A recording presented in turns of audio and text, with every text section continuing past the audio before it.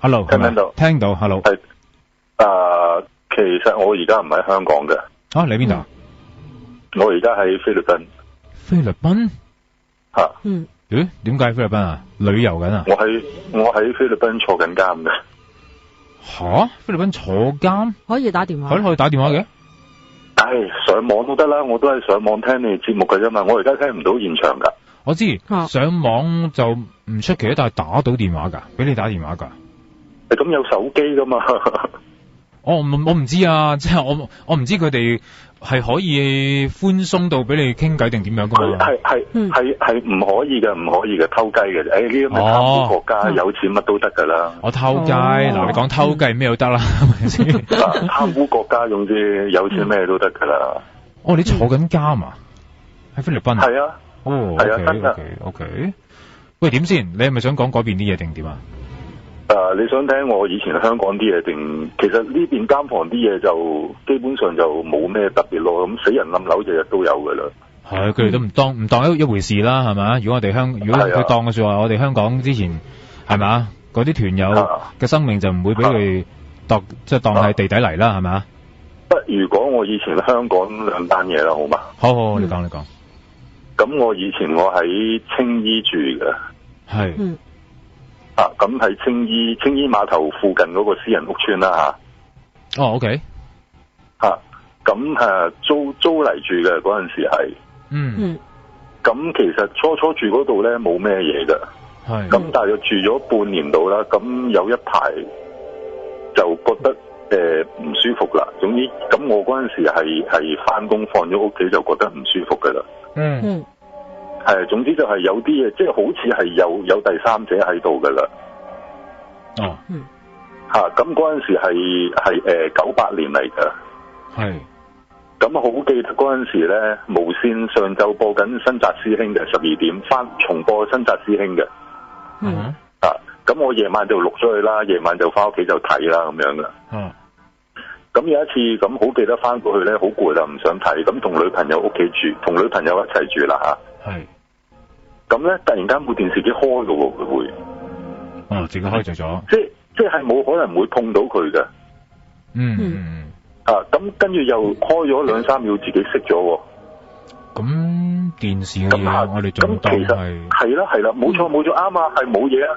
咁我嗰陣時我同女朋友一齊喺張床嗰度睇電視，咁我望一望我女朋友，即係我好驚，突然間好驚，係 feel 到有嘢啊吓。係。咁我望一望我女朋友啦，咁我女朋友佢望一望我，但係我女朋友嗰陣時佢望我嗰種眼神係唔同咗嘅，突然間。係。咁之後2-3秒嘅啫，之後我問翻佢，我話你唔驚咩嚟？跟住佢話咩驚啊？做咩啊？咁樣，即係佢好似唔知道，即係頭先有幾秒鐘佢唔知做緊乜咁樣嘅喎。咁之後啦，咁之後隔咗一排啦，咁嗰排成日翻工就好攰啦。係。咁其實咁嗰陣時，我女朋友佢係做空姐嘅，所以佢唔係成日會喺屋企過夜，咁有時都係得我自己一個人嘅啫。咁有一次咁喺屋企啦，好攰啦，咁我好記得我臨瞓之前咧，我就將所有廳嘅燈係熄晒佢嘅，即係100%我 sure 係熄晒佢嘅。係。咁我瞓到半夜咁想起身出去廁所啦吓。咁一開到房門，全部廳嘅燈係着晒噶。係。咁其實我已經覺得係有嘢，咁我嗰陣時就好敏感，我話唔好玩啦，玩咩啊咁樣喎。咁但係嗰陣時嗰下就好突然間有種心寒嘅感覺，覺得廳嗰度係坐咗人喺度咯。即係始終都係 feel 啦，你係見唔到㗎嘛？都係見唔到嘅。其實我覺得如果我再行前多2步再去個廳嗰度睇，我諗會睇到嘢嘅。但係即係我就唔夠膽咯。咁嘅人之常情嘅。咁另外有一單嘢咧，就呢單嘢就真係比較堅啲啦，比較實在啲咯。咁我以前咧就即係又識啲人出嚟係做指壓場嘅。係。知唔知咩叫指壓場？即係其實就係雞竇咯，簡單啲講句。咁就喺旺角消防局斜對面嘅啫。係。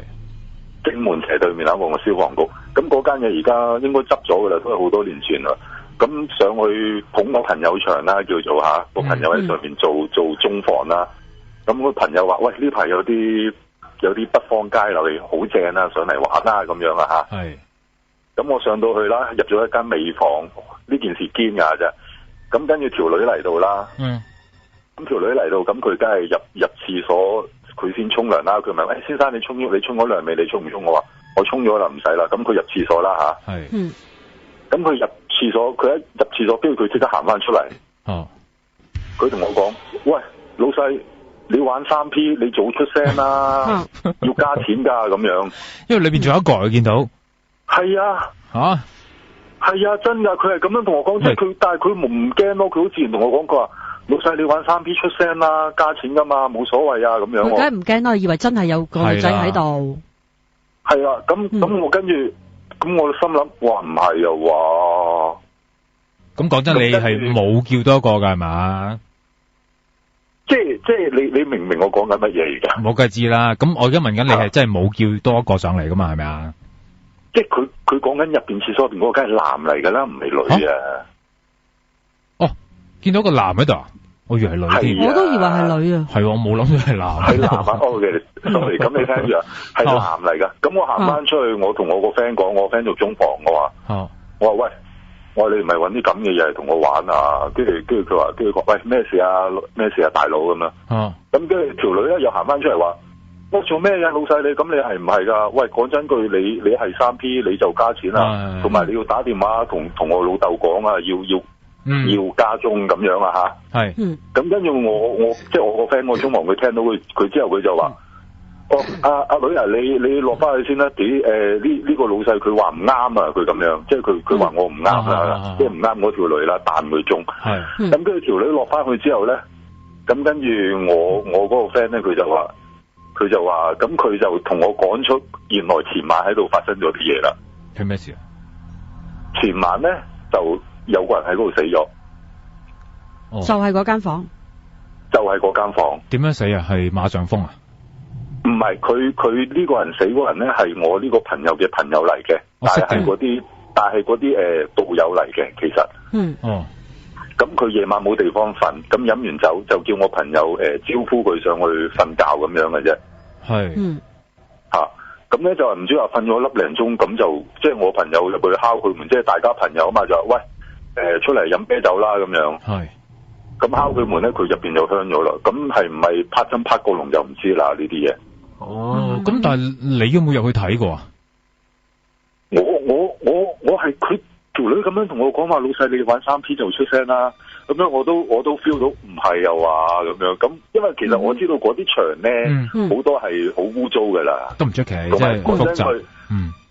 嗰個位置咧又係串晒噶啦，已經。咩意思？即係旺角消防局斜對面嗰個位置，即係總之嗰一頭啦。就知噶啦，咁樣啊。嗰頭都串晒，咁跟住我同我朋友講啦，咁我朋友話，但係好巧喎，佢話。前日之後跟住好旺中，佢話不嬲咧，因為佢嗰個位置比較偏僻嘅，係做熟客生意嘅，係，好少生客。佢話之後就真係好旺中，即係平時只有20-30個客嘅，但係之後咧有50-60個客噶。即係呢單嘢之後，係啊，佢話即係嗰幾日突然間好旺啊，因為係2日嘅啫嘛，係2日前發生，即係我今晚佢就前日發生嗰咩，咁佢就話，即係佢即係曾經話啲前輩講過啦，佢話係。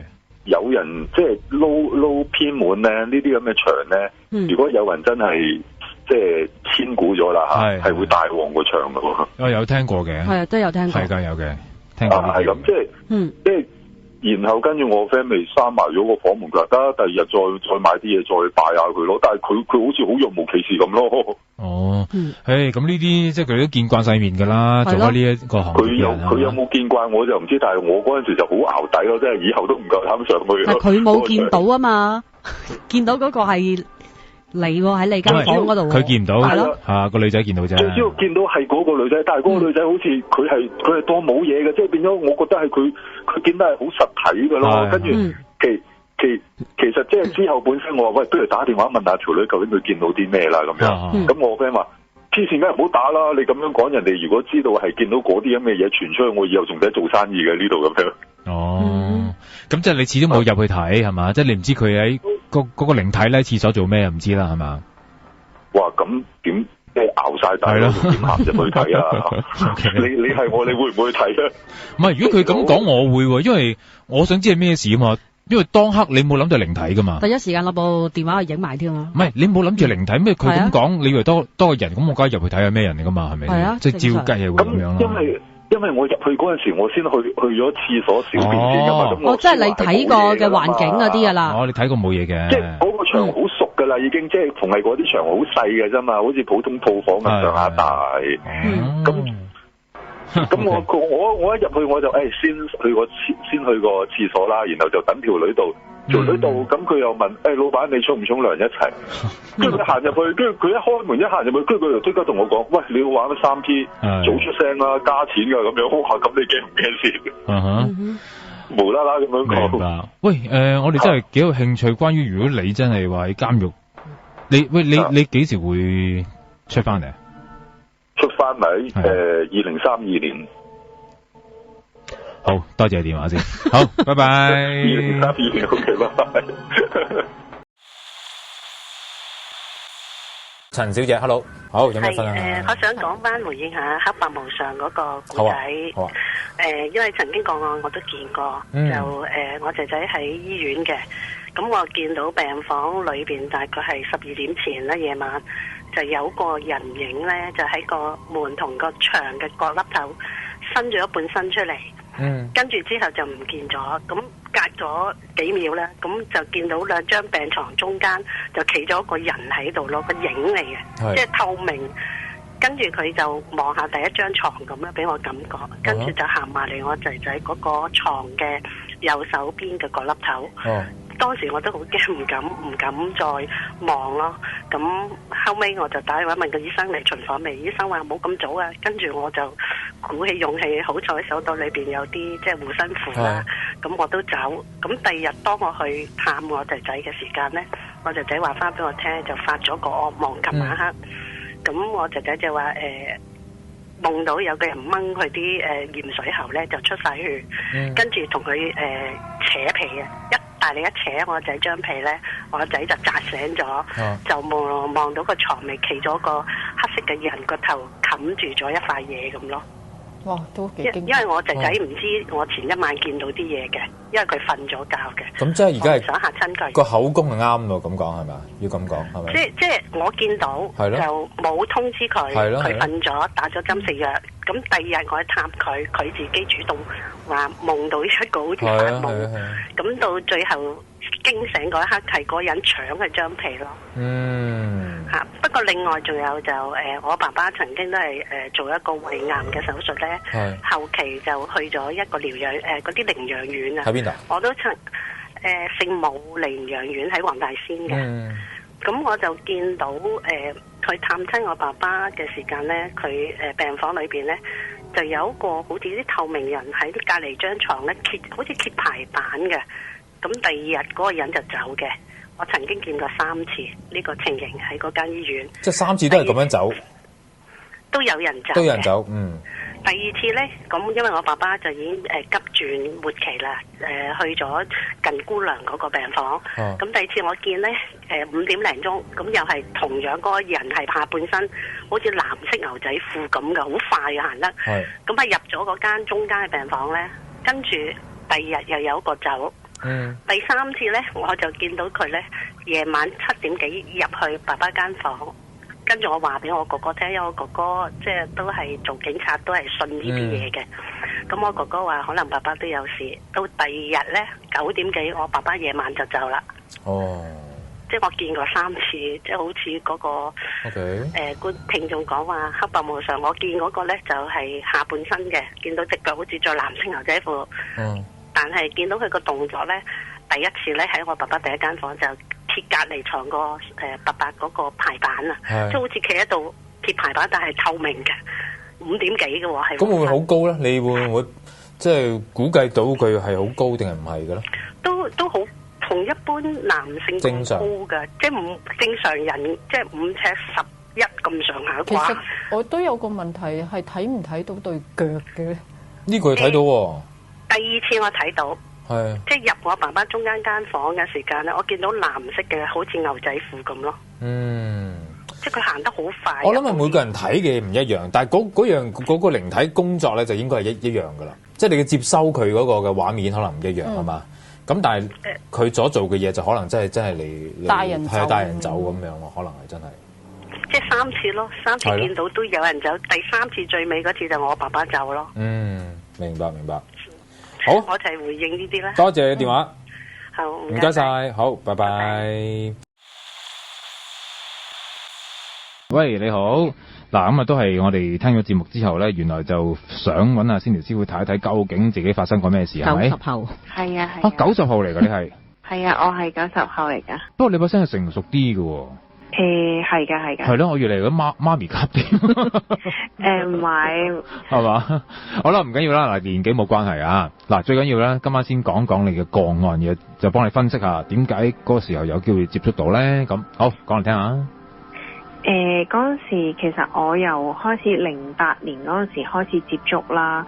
咁嗰陣時我去完旅行之後啦，翻到嚟香港喎，咁嗰晚於是我瞓覺啦，但係點不知我發覺點解好似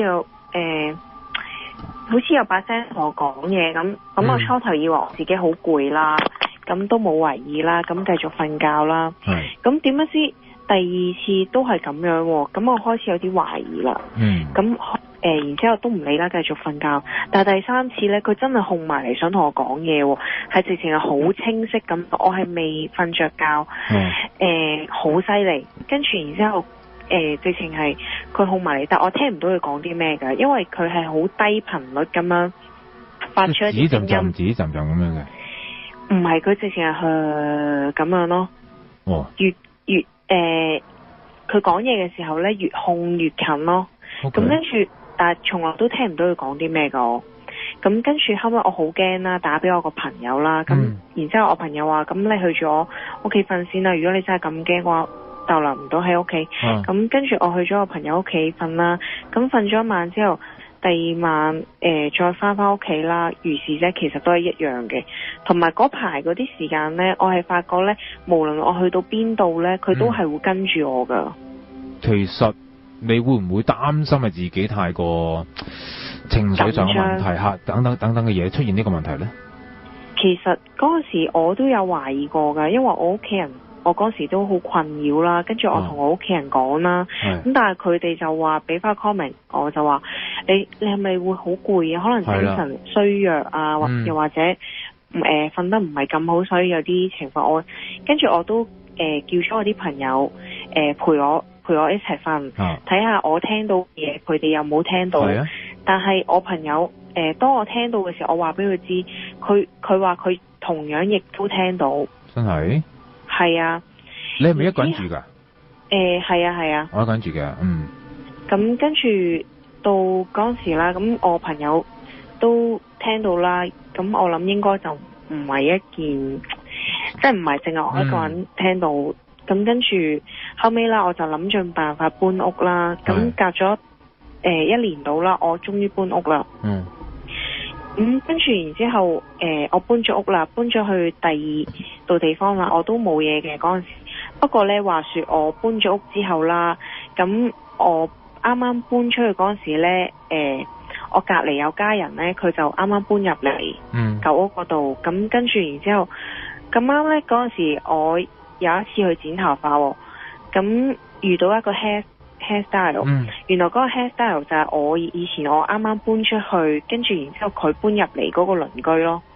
咁啱佢接咗你間屋手咁樣？佢唔係，佢住我隔離啫。隔離嚇。係啦。咁跟住我搬嘅時候呢，我曾經有一張梳化呢，我都俾咗佢嘅。佢咁然之後佢攞咗張梳化啦，嗰陣時因為嗰度我哋個屋企間隔呢係有個露台嘅，個個單位都。咁跟住我有一次我翻去剪頭髮啦，佢話俾我聽，佢話因為我入屋嗰陣時呢，我都叮囑過佢哋㗎，我話其實嗰間舊屋呢可能有啲唔好嘅嘢。咁跟住佢哋嗰陣時開頭都唔信嘅，都個男，因為佢哋係一家4口㗎，有2個小朋友。咁嗰對夫婦個男事主呢，佢就話佢就唔相信嘅。然之後後尾隔咗一排啦，佢話佢個仔突然之間有一日，個仔就喺露台嗰度，咁張梳化咧喺個廳入邊嘅，咁然之後因為嗰啲有啲百葉窗啊，個露台望翻入唔係個廳同埋個露台嗰度有啲百葉窗嘅，然之後個仔望翻入去個廳嗰度，個百葉窗係對住個廳嘅，咁跟住佢話望到個百葉窗個仔無啦啦喊，然之後望住個百葉窗喺度喊，見到，跟住然之後佢好驚，問佢咩事，問個仔咩事，跟住個仔話佢話見到個男人坐咗喺個梳化嗰度，咁跟住我話跟住我都同佢講，我話可能真係有啲咁嘅問題啦。然之後佢同我講，佢話唔知關唔關事，因為嗰時我嗰個單位呢，我就搬走咗之後呢，佢話後尾就搬咗一家南亞裔嘅屋企人入去嘅。咁嗰陣時佢哋嗰家人呢都好多人嘅，啲南亞裔嗰啲人，即係佢哋嗰家人好多人，唔知係咪咁樣走咗去佢嗰個單位咯？或者會唔會佢係要咗你張梳化？跟咗張梳化去？會唔會啊？係啊，嗰個 hairstyle 就要咗我嗰張梳化咯。咁但係都好難證實到係同你有關係嘅，即係估計啫，都係咪？係啊，我估計啦。咁後來我搬咗去第二間屋咧，都冇乜嘢嘅，其實都冇乜事情發生嘅。不過係有一次我瞓覺咧，又係我其實嗰陣時我只係眯埋咗眼未瞓覺，但係已經我感覺到我床邊啊已經坐住咗一個喺度咯。我張床我 feel 到我瞓咗喺另外側邊啦。有道力嘅，係啦，側邊咁樣瞓啦，然之後我感覺到我背脊後面嗰度咧係有道力坐咗落我張床度咯。喂，嗱，你話你自從去完旅行翻嚟之後啊？係啊。去邊度旅行啊？嗰時去韓國。咁有冇去過啲咩地方？其實都係冇乜特別去酒店。旅遊嘅地方即係咁樣。係啦，但係咧，我近排咧，我就感覺翻啦。近排我前一個月到啦，然之後我瞓覺啦，突然之間有一把聲號埋嚟想同我講嘢。佢首先唔係號埋嚟想同我講嘢先嘅，不過佢係咧，我一眯埋眼，差唔多瞓着覺，然之後咧，我聽到我個衣櫃門突然之間嘭一聲，跟住我擘大眼，跟住但我又見到冇嘢嘅喎。咁跟住我再瞓翻覺啦，我又覺得可能以為自己太攰啦，不以為意啦，咁都瞓得着嘅第一晚。第二晚呢，我如是者我又瞓覺咯，因為我都冇諗起呢啲嘢啦。然之後點不知我第二晚瞓嘅時候，然之後無啦啦聽到個衣櫃門嘭一聲，咁我已經知道應該係有啲嘢啦。而且同時間有把男人聲又係咁樣控埋嚟想同我講嘢，跟住我已經知道會唔會就係之前嗰個咧？咁樣係咪？係同一個嚟噶。你肯定啊？因為個聲音差唔多。肯定，因為佢係用同一個方法嚟同我溝通，我同埋個感覺好熟噶。咁跟住，然之後咧，我就咁之前我不嬲都有聽開你哋恐怖熱線嘅。咁跟住我就打俾 Cindy 師傅求助啦。咁跟住佢就介紹咗個師傅俾我識。咁於是乎我就去問啦。因為嗰個係法科嘅嚇，係咪啊？係啦，係法科嘅。去查家宅啦，去。咁跟住個師傅同我講，佢話呢一個咧，我問佢係咪同一個嚟嘅，而且嗰晚我好驚啦，叫埋我工人一齊同我一齊瞓啦。但我個工人咧，佢就見到佢話聽到有個女人同佢講嘢，控埋佢同佢講嘢，但係我就冇嘅。咁跟住，然之後我問師傅啦，師傅就話問得出，我間屋咧係有一男一女嘅，的而且確。但係佢話咧個女人咧就唔係我招嘢翻嚟嘅，但係個男人咧，我問佢個男人係咪一直都係跟住我，佢話阿師傅話係，佢話佢都跟咗一段時間噶啦。咁有冇話就喺韓國跟翻嚟噶？佢就冇講過嘅，但係就話都跟咗一段時間噶啦。咁跟住然後就照阿師傅做法啦，燒咗啲嘢俾佢，佢要求啲乜嘢我都燒咗啲嘢俾佢嘅。咁點不知咧？咁呢個情況係出現咗喺1個月前啦。咁又講翻我1個禮拜前咯。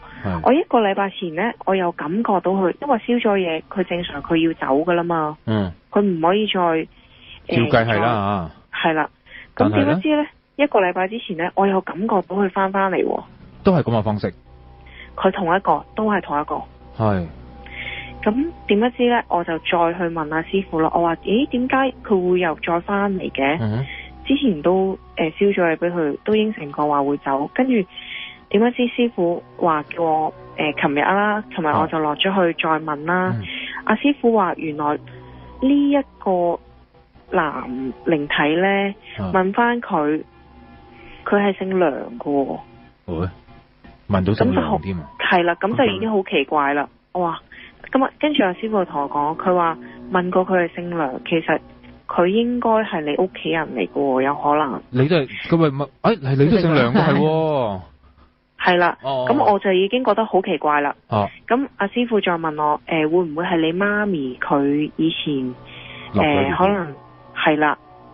然之後我就諗下，好耐之前我媽咪同我講過，佢話我未出世之前呢，其實佢曾經懷過有一胎嘅。嗰一胎呢，的而且確佢以前都走過去試過問過嘅，係男嚟嘅。係。咁跟住，然之後我就好好奇啦。但阿師傅同我講，佢話如果係咁樣嘅情況嘅底下，唔可以我同佢傾，因為我唔係當事人，我唔係佢媽咪。係啊。咁然之後，就算做承諾嗰樣嘢，佢哋都要揾翻我媽咪嚟傾。咁跟住我揾咗我媽咪嚟啦，原來就係問翻，因為我媽咪以前呢，前幾年都同佢做過一場法事，佢嗰陣時就話佢嗰陣時問我個陰間個阿哥啦，話佢其實佢想結婚。又係呢啲啊？係啊，佢想結婚。咁跟住佢問過，跟住同佢娶咗個老婆。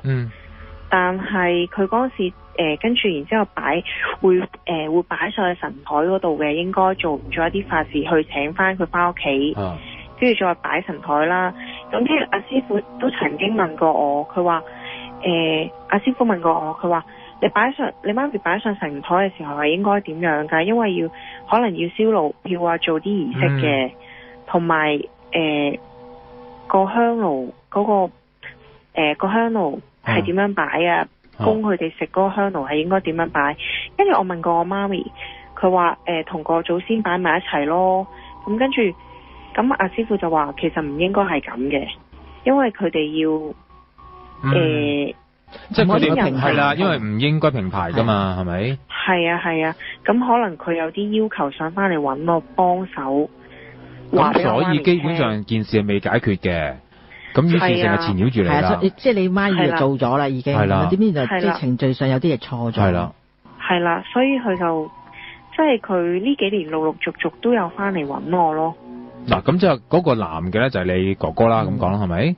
係啦。咁個女嘅咧，即係你工人見到嗰個係唔知點樣跟翻嚟嘅？嗰個係佢招嘢翻嚟㗎，喺出邊。工人招嘢翻嚟㗎。係啊。但係嗰個咧，我近排我問翻個工人啦，我工人佢都話已經冇感覺到佢㗎啦。自從我上個月做完燒咗嘢俾佢之後都冇㗎啦。即係呢啲黐下嘢食嘅啫，純粹係咁樣。係啊。咁但係而家處理好晒未啊？整件事。其實未㗎，因為嚟緊3月係啦，都要可能幫佢做翻一啲儀式，再去擺過一啲位，令佢可以上翻個神台，可以真係唔使咁遊嚟浪蕩咯。哇！原來又係一個英靈事件啊！即係呢啲真係好多㗎，即係講極都講唔完㗎。係真係太多，係咯，真係太多。當堂同我講嘅時候，我哋都以為係佢喺地裏遇到嘅係。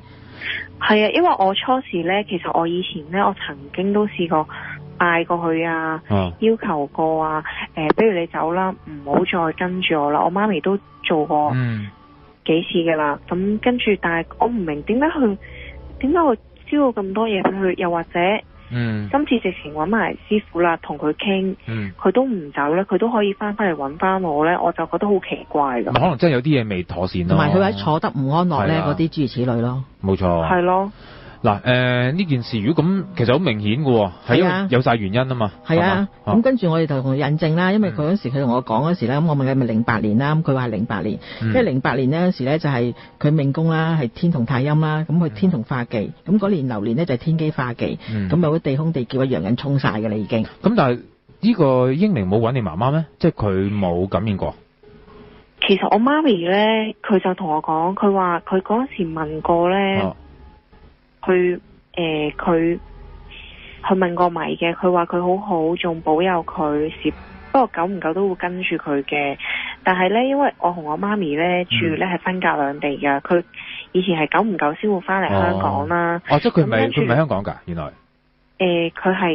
佢係翻咗大陸住㗎。OK。多數時間都咁跟住，而且阿師傅都同我講，佢話可能就係因為師傅講過，佢話。如果父母去咗第二度嘅話，去咗第二度地方嘅話，其實如果佢哋英靈嘅話，都會跟翻個父母噶。即係我發覺係我媽咪每次佢哋可能翻嚟一段時間，我又會受到困擾噶咯。近年我媽咪係搬翻嚟一齊住啦，可能就係因為咁樣，因為我哋個祖先咧係喺鄉下，佢變咗鄉下係其實係冇人裝香噶嘛。同埋可能加上其實擺位都擺唔啱。嗰時你媽咪同佢喺鄉下擺嘅？係㗎。個祖先神位嗰啲係喺鄉下㗎。咁可能又冇咩香火啦，或者咁樣係咪？係。咁所以就你媽咪一翻嚟啦，咁咪黐翻住咯，係嘛？同埋啱啱你今年你又佢本身容易接觸到咧，今年又。係咯，你今年都係嗰啲思想混雜啊，咪係。嗱，咁既然知道原因就好辦事啲，我覺得係咪？係。咁咪搞翻佢咯，其實又唔難搞嘅，即係屋企人，即係始終佢想你幫佢搞下啲嘢，咁佢就唔會去死纏爛打噶啦，係咪？最怕你係唔知佢存在嘅啫嘛，永遠都係咁樣。即係啱你又接收到，冇辦法。係啦，咁樣咯。係咯。係呢件事啫係嘛，純粹。係啊，係啊。OK。咁唔太問題嘅，我覺得你揾咗人處理就係啊，所以今年問題唔大，最主要你自己冇諗咁多嘢得啦，係嘛？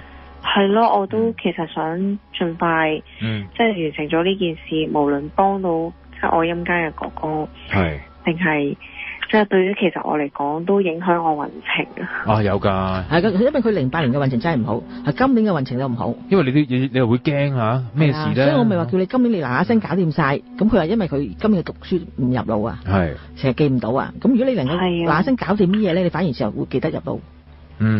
係咪啊？係啊，會好啲。OK，咁好啦。喂，咁啊唔需要太擔心啦。既然你媽媽都知，亦都會幫佢處理啦。咁啊，盡快搞咗佢，好冇？好啊。OK。咁好啦，唔該晒你 Edmond。係咁多啦嘛。好啊。好，係咁多啦。好啦。OK，唔使擔心啦。好，拜拜。你又講話點啊？咁講翻即係其實我表弟咧一出世咧就好得意嘅，佢額頭即係兩隻眼之間咧額頭嘅位置咧有一笪白色嘢嘅，咁我哋咧就一路都冇理佢。咁後來到2-3歲咧就開始發現有啲問題啦。咁原來咧就佢係會成日都見到啲靈體嘅。喂，你話佢喺額頭，即係唔係個眉心個位啊嘛？眉心，即係好似人哋三眼仔咁喺中間咁樣咧。即係話好似係開個天眼嗰啲咁樣，係咪？係啦。咁我就係淨係覺得冇懷疑嘅，因為係咯咁樣。因為其實我表弟都叫我打電話嚟講呢件事嘅。咁跟住咧，咁佢細個咁佢住一個舊式嘅屋邨，就係葵涌新區。咁而家拆咗噶啦。咁到好後期嘅時候咧，葵涌新區咧已經係會將某啲空置嘅單位咧，做一啲叫做老人嘅單身宿舍啊。咁佢有一日咧，就佢同我姑姐咧，即係佢媽咪啦，咁兩個就喺嗰啲叫咩騎樓啊，即係露台嗰啲地方咧，就洗緊菜嘅。咁咧就咁我表弟咧就話隔離個婆婆啊問我攞糖食啊咁樣講。咁但係其實咧喺即係佢講呢句説話嘅前幾日咧，個婆婆咧其實喺隔離屋咧就吊頸死咗噶啦已經。即係佢講翻嗰個婆婆係真係嗰個嘅。係啦，婆婆問我攞糖食啊咁我姑姐話係啊，咁就可能冇理佢嘅。跟住咧咁我表弟就喊無啦啦，咁我姑姐問佢做咩喊啊咁，佢話我即係當時我表弟咧就食緊粒糖嘅，咁佢話婆婆問我攞糖食啊，我唔俾佢搣我啊咁，跟住咧咁就喺度喊喺度講，咁跟住我姑姐望下望下咧，佢塊面真係瘀咗一笪喎，係啦，咁呢個就第一件事啦，咁其實咧喺嗰個單位咧都已經發生過幾次，因為其實我自己本身都係我都係嗰度大嘅。咁因為其實本來係我阿嫲住嘅地方嚟嘅，咁我以前我嫲湊我都係嗰度住，咁一路我大個搬走咗，咁一路陸續咧啲表弟表妹咧就喺嗰度出世啊，因為大咗又搬啊咁樣，咁其中我有個表妹咧都成日見到靈體嘅，又係喺嗰度，咁即係好零碎嗰啲就唔講啦，咁講翻我表弟啦，咁佢咧後來咧就成日都見到之後咧，咁有一日我姑姐就去探個朋友，咁咧。我姑姐個朋友咧係男人嚟嘅，咁佢入過去之後咧，我表姐就指住近窗口嘅位置咧就話，哎呀有個姨姨喎咁樣講，咁跟住我姑姐都奇怪啦，點解無啦啦會話有個姨姨咁？跟住咧咁嗰個朋友咧就話係啊，我啱啱咧就請咗觀音，即係原來去玩神打，咁咧就請咗觀音落嚟啊咁樣講，咁跟住咧。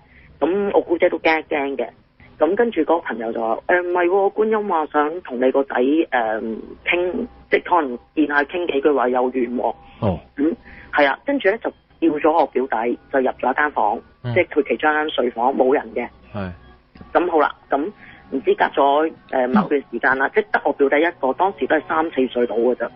咁跟住咧，我表弟喺間房出翻嚟，自己行翻出嚟，跟住就話同我姑姐講。姨姨啊話我乖啊咁，跟住咧就自己咧就做一啲蘭花手嘅動作喎，係啊，跟住就話姨姨隻手咁樣噶，姨姨話我乖啊咁喎，咁嗰陣時我姑姐講完，我有個即係講翻俾我哋聽，咁我嗰陣時我都係13-14歲嘅啫嗰陣時，咁我都覺得咦咁搞笑嘅咁我咪走去問我表弟咯，我阿 B 啊你講姨姨點樣㗎咁佢就真係。做一啲蘭花手嘅動作出嚟咯，呢啲咁樣嘅，咁但係即係講真3-4歲嘅，我覺得小朋友唔會識咁樣咯。咁佢又覺得唔驚嘅，即係個姨姨話唔會係嘛，唔會嚇佢嗰啲。唔驚㗎，係啊咁樣咯，咁就覺得幾神奇咯。咁可能係3-4歲咁樣都未見過，係根本佢都唔識啦，佢唔識㗎，係啊。係啊，咁同埋好多時我發覺咧，啲小朋友咧去到3-4歲，即係我咪話啱啱嗰間屋咧，咁就係每逢我啲表弟表妹咧3-4歲嗰陣時咧，就即係住到咁上下咧，就會見到噶啦。咁即係好似我表妹啱啱話好細個嗰陣時又係，咁佢半夜又走去廳度，即係嗰陣時你都知嗰啲地方咧，啲雪櫃好中意擺喺廳嗰度噶嘛，咁我就。半夜就再出去可能貪玩啦，就開雪櫃，跟住開雪櫃咧就突然間喊得好犀利，就嘈醒我姑姐嗰啲，咁佢就話見到有個烏蠅好大隻，好似頭咁大隻嘅烏蠅咬住隻手。哇！即係喺個雪櫃裏邊啊？係啊，咁但係冇，即係一定冇可能有呢樣嘢噶嘛，咁樣咯。咁同埋我姑丈啦，即係都係嗰度住嘅，即係曾經嗰度住過咧，就見過我大嫲咯，同我姑姐，即係我阿爺咧就其實我都未見過阿爺嘅，我未出世佢都死咗噶啦。咁其實有兩個太太嘅，咁一個叫我阿嫲啦，咁我阿嫲而家仲在生啦，咁就一個叫大嫲嘅，因為我哋都未見過嘅。咁即係佢哋話見過我大嫲出現咯，即係行嚟行去啊，喺啲床頭出現啊咁樣咯。咁點解會咁多咧？係咪因為屋企有個壇咧，定係點樣咧？又唔係招惹到咁樣。但係好坦白，我其實都耐不耐見，但係我就喺嗰個單位我未見過咯。我細個到大都係個小朋友就接觸到。我幾個表弟表妹都見過咯，但係好似我爸爸都未見過。我爸爸以前都喺嗰度大，咁都冇見過。但係而家拆咗到嗰個位度。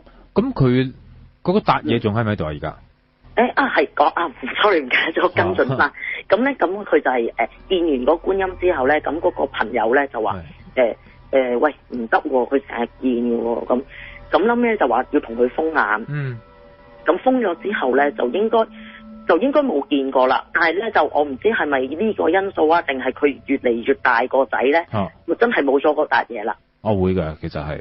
即係我又唔知係咪因為大個咗，咁可能啲胎記咁淡到色咁樣。有可能，即係同埋細個時候，因為比較仲係純真啲啦，係仲容易接觸到噶嘛。咁你大個係咪有其他花花世界咁嘅嘢？可能係啦，因為而家佢都20歲㗎啦，佢而家都聽緊啦，佢日晚都聽嘅又係。喂，你叫我記住曬你哋。佢叫咩名話？阿 B 啊。阿 B， 喂阿 B， 嗱，如果你有其他嘢嘅説話有啲嘢冇人知嘅。係啦，冇錯啦，咁打嚟啦係啊，同埋咧我都想講多一個比較簡短啲嘅。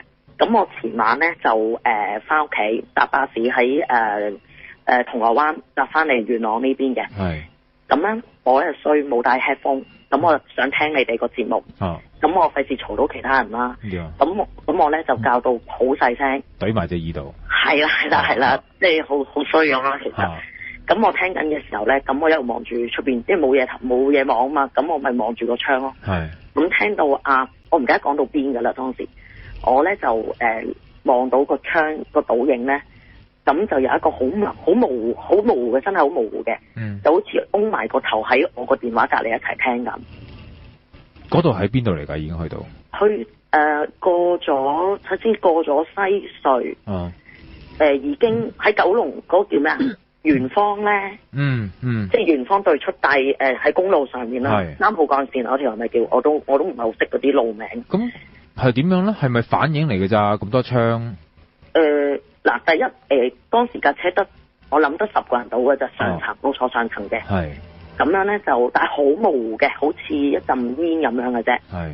咁但係我再望清楚，就開始慢慢散啦。咁我又唔敢喐，咪繼續聽咯。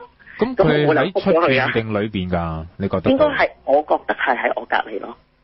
即係我喺倒影。但係嗰段路咧，應該都唔會話有咩照到入嚟嘅，應該反映到入嚟應該。係啦，即係公路啊嘛係。